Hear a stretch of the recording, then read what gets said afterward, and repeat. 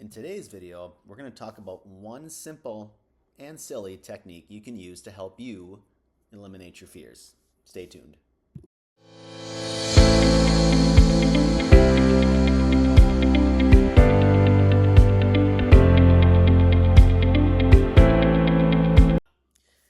Peace and cheers as always, folks. Mark, Flying Health Coach. Happy insert day whenever you get to this video. As always, I'm happy that you're here, and I hope that you're happy that you're here. Again, I do these videos to help you think differently, look down different avenues, different paths, all of that just to help you become the best version of yourself. Today, we're going to talk about one simple, pretty silly technique that you can use to help you eliminate your past fears so those fears are no longer affecting you in the present moment, and you can help conquer those fears and again move forward to the best version of yourself. This technique was developed by Tony Robbins. I've done it a couple times now, and I gotta tell you, this works, right? I suck at visualization. I'm not good at it, but I practiced at it and I've gotten better, and when you do these techniques, they really do work. As silly as they may sound, they do work. So I encourage you to at least try this a couple of times. You're going to feel silly doing it, but trust me, if you give it a shot, it's going to work. So this technique by Tony Robbins is called the Erasure method. Kind of like think eraser, but Erasure method. Okay, so how do you do it? Right? Well, again, this is for helping you take a past fear that you've had, something that really gets to you, that really, when you think about it, just puts you in a shitty state. It makes you feel kind of bogged down, and it just makes you feel a certain type of way, and it really affects your day-to-day or affects your performance, okay? So this technique's going to help you take a past fear, a past rejection, whatever it might be that's really affecting you. It's going to take that and essentially erase it out of your mind, hence the erasure method. Bear with me, let's talk about it, okay? There's quite a few steps to this, so if you got a pen and paper handy, I recommend writing them down. I'll try to talk slow as I go through this, but trust me, guys, like I said, this does work. So, erasure method. Step one, you got to put yourself in a positive state.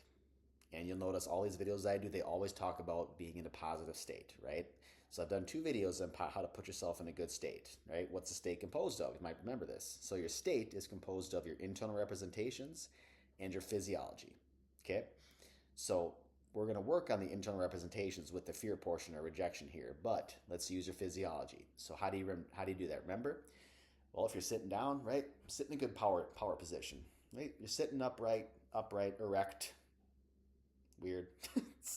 Shoulder blades back, right? Your shoulder blades are back. You're sitting upright, and breathe like you do when you're in a confident, powerful, really just good feeling state, right? Like you're in a state of mind where you can just conquer anything. You don't have fear. So breathe like you would, act like you would, okay? So take a nice big deep breath, shoulder blades are back. You're feeling calm, you're feeling confident. That's step one. Now step two is I want you, now this is my stuff I'm inserting here, I want you to think about a time in your life, whenever it was, where you felt powerful, you felt confident, you accomplished a goal, you did something that just made you feel really kick-ass. When you think about that, at that peak emotion, you got to close your eyes for this. When you close your eyes, think about that moment. Do something that can anchor it. Okay, what's an anchor?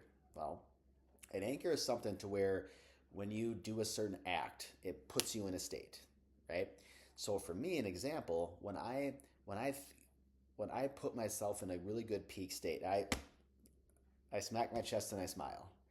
That anchor puts me back in a state of mind to when I felt super powerful and confident, and I just felt on top of the world and I can accomplish anything.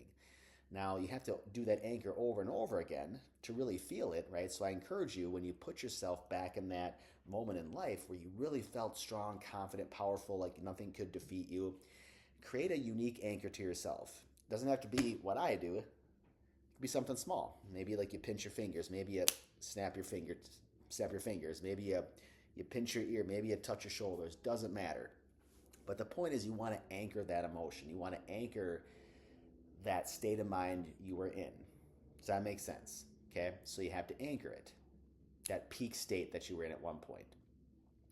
The next step, again, with your eyes closed now, you're going to think of that moment back in time that really made you, that was, you were fearful, you were rejected, or that really just made you feel crappy on the inside. Now visualize that moment. As you do that, start from the beginning of when it first occurred and kind of think about like you're watching this on a movie screen. So you're looking at a movie screen watching this moment. Watch it play from the beginning to the end. Not slow, not fast, just normal pace in your mind, beginning to the end, just like you're watching a movie screen, okay? Now as you do that, this is where it becomes fun. This is where I want you to be kind of a little kid inside. Don't be an adult right now. Be a kid and be playful with this. This is where the magic happens. So your eyes are closed. You visualize this fearful event in your life, this rejection, whatever it was, play from beginning to the end. And now start at the end with your eyes closed again, and now reverse it super fast back to the beginning, right? Bam. Just do it really fast, like hyperspeed. Go from the end to the beginning super fast. Okay? Do that. As you do that, so again, you do this after the video as you're taking notes, but as you go from the end to the beginning, start to make it kind of funky, make it weird. Think of the people that were in that moment. Maybe it was yourself. But if there's people in that moment, give them Bugs Bunny ears. Give them Mickey Mouse ears. Give them a big nose. Give them some cartoon characteristics. Make it playful. Make that memory just kind of cartoonish and kind of playful, kind of childish, right? So take a step back really quick. You've played that memory from the beginning to the end, slow motion sort of deal, right? And now you've started at the end, and you're going to play that from the end to the beginning in hyperspeed, but also as you do that, you're going to start to create some characters. You're going to put some Bugs Bunny ears. You're going to make people just look kind of weird and awkward in it, right? Should be kind of giving you a smile on your face now. Now we're starting at the beginning again. So now what I want you to do at the beginning, you're going to play it from the beginning to the end even faster. As you do that, same thing. Make it go fast, but start to give people more weird characteristics.